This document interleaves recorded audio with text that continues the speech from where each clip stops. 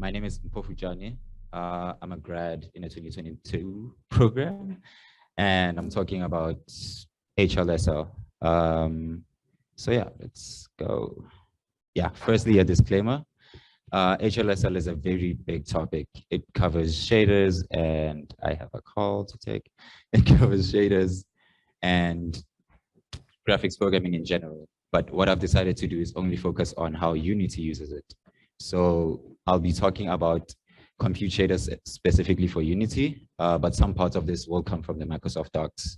And yeah, this is for beginners. So what is HLSL?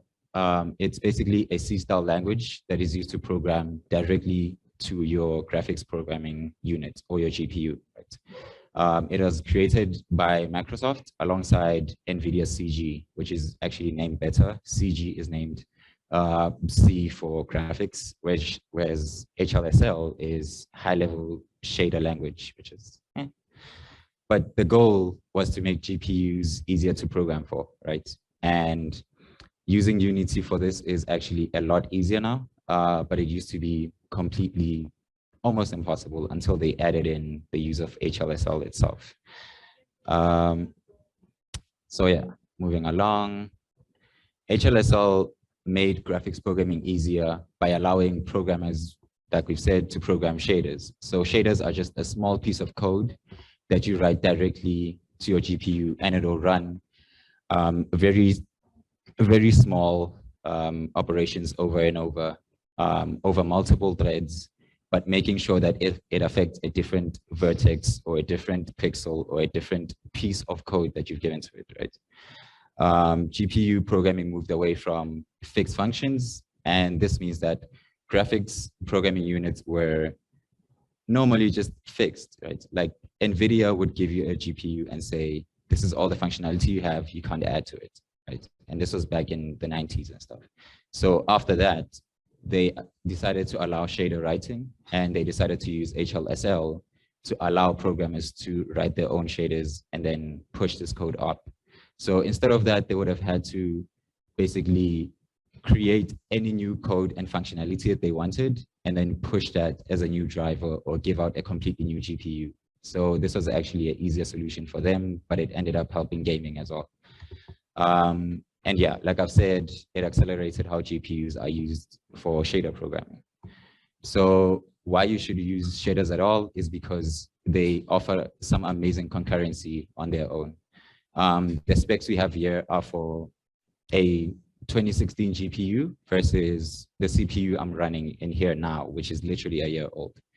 As you will see, the total cores that we have in the CPU, 8, which means you can only run about 16 threads at a time. And even though the turbo speed is really fast, it won't do calculations at the same speed as literally 2,500 cores on your GPU. The base clock on GPUs is generally slower, but you are advised to just use very quick maths calculations and very quick modifications of data, and then get them out of the GPU and back onto your CPU for your final rendering or anything that you want to push back to memory. There will be a video soon. Cool.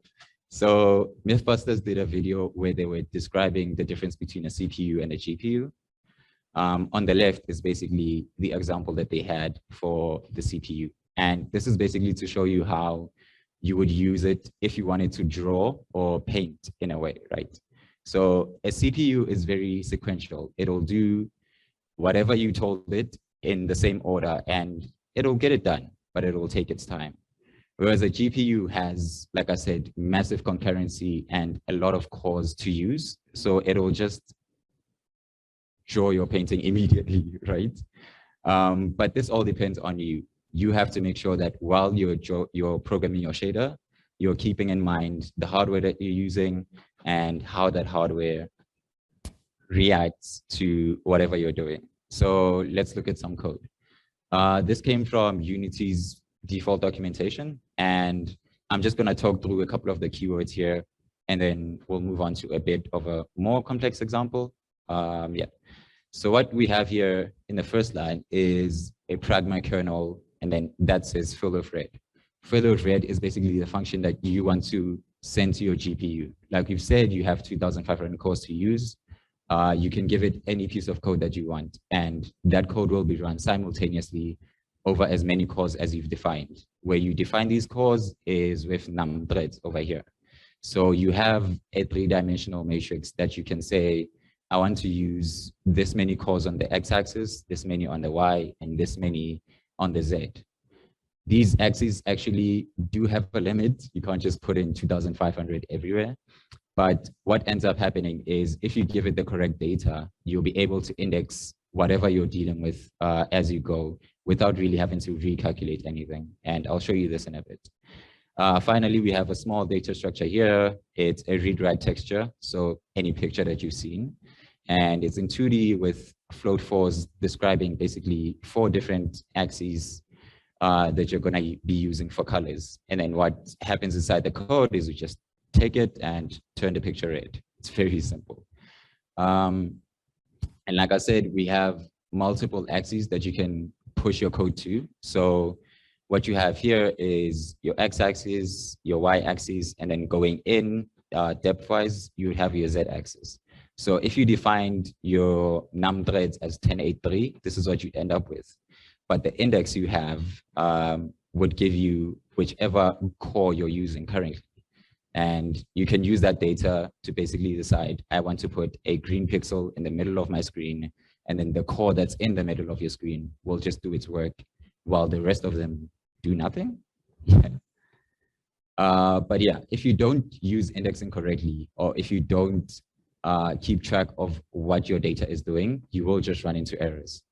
Here, Sebastian Lag was trying to build a terrain, right? He was trying to build a procedural terrain using compute shaders because they can help you build much bigger worlds than your CPU could. What ended up happening is his triangles got lost and then spikes. But yeah, we can talk a bit about the data types that you have. You'll have scalars, which are normal Booleans, integers, unsigned integers, floats, doubles. We've all seen this. And then you'll have vectors, which are basically 1 to 4 scalars in a single variable. So you could have a float 3 that has an x, y, and z. You could define an int 1 or 2 or 3. Or you could define just a normal Boolean. This is all up to you. And then you have a matrix, which is probably something you're going to be using a lot, especially for rotations and transformations. You could have an int with one point in your x-axis and 1 in your y, which would basically be a vector. You could have a 3x3 or a 2x2. You also have to define the type that you're using and then how many you want. Finally, you're going to have buffers, which can include any of these. So any matrix, any vector, or any scalar. But you do have a size limit that your buffer can only be up to 4 times 32-bit. And then something else that you're going to be using a lot is intrinsic functions for your calculations, for your conversions, and just mul on its own over there.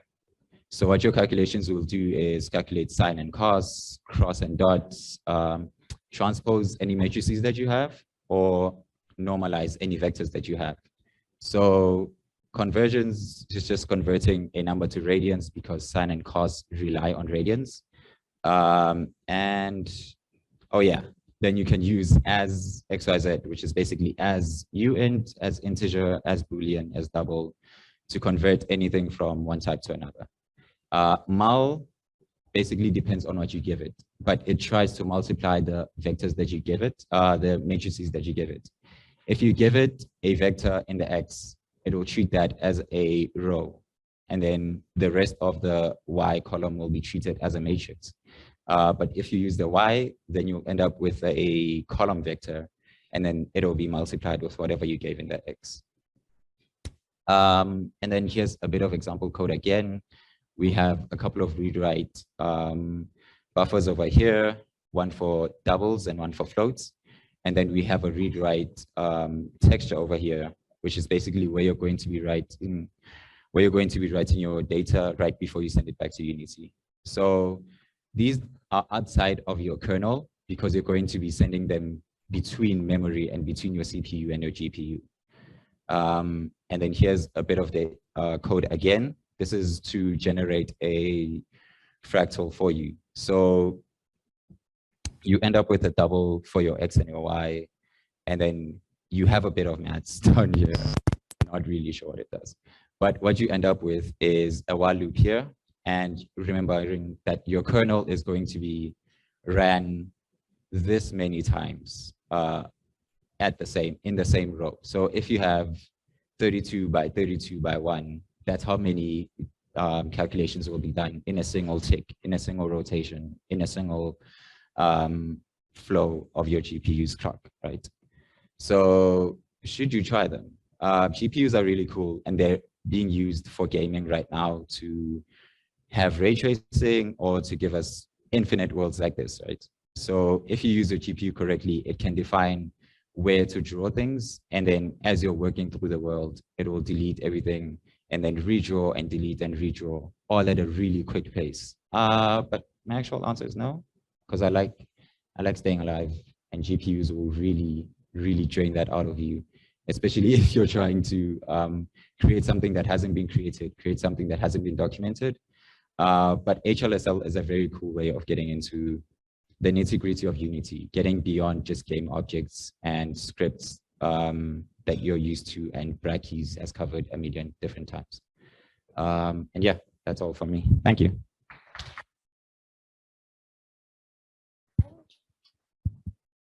Okay, thank you. So the floor is open for questions again. We'll be passing around the mic, and anyone in the chat.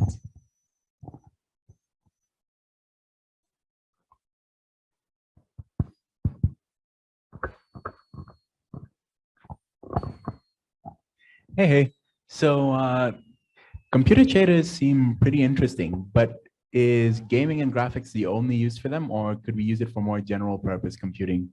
You could definitely use it for more general purpose computing. Compute shaders especially, because they're not relying on vertexes, they're not relying on you giving it pictures or any data that would come from a game engine on its own, right?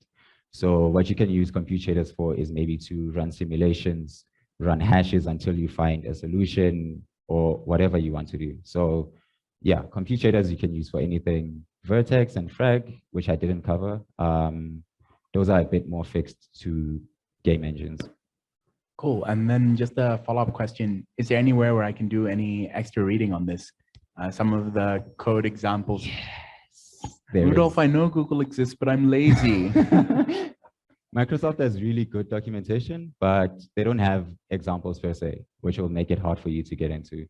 Actually, this picture came from an article that I should have referenced, actually, which is ray tracing with Unity. And this example over here came from a Reddit post, which is, it's the depths that you're going to have to get to find examples. But there are people who are giving you examples to teach you. There's a whole course on YouTube just to teach you about HLSL. So you could, like Rudolph said, Google. All right, I guess I'll learn how to Google then. Cool, thanks. Cool.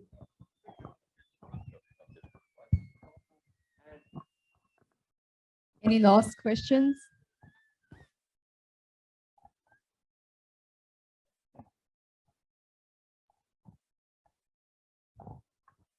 Why the Microsoft route and not OpenGL or something a bit more friendly to the rest of the world?